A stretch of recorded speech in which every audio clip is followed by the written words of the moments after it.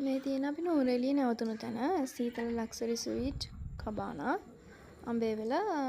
එයාලා අපිට මේ දේවල් තමයි කබානා එක ඇතුලේ දීලා තියෙන දේවල්. එතකොට ඩෝ එකෙන් ඇතුල් වුණ ගමන්ම අපිට මේ දේවල් තියෙනවා.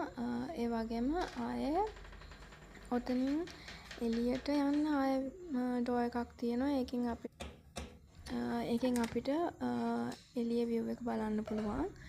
ඒ වගේම තමයි කොහොම තමයි ඔන්න view එක පේන්නේ. අද නම් ගොඩාක්ම මීදුම වැඩි දවසක්. අර පේන්නේ ස්ට්‍රෝබෙරි වගාවන්, ස්ට්‍රෝබෙරි ෆාම් එක තමයි පේන්නේ. එහා පැත්තෙන් පේනවා හුලං කපුළු ටික තමයි ඔතන තියෙන්නේ. ඒක පේන්නේ නැහැ. මීදුම වැඩි හින්දා. ඔය හරිය තියෙන්නේ සිරිපාද පේන්නේ නැහැ. මේ ඔතන මීදුම වැඩි හින්දා ඔය තියෙන්නේ ස්ට්‍රෝබෙරි ෆාම්.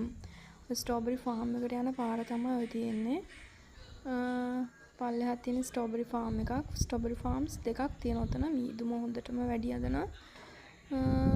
ඔය ඔක්කොම කඳු මේ හරියට රැයට සිරිපාද හොඳට පේනවා. අද නම් මුකුත්ම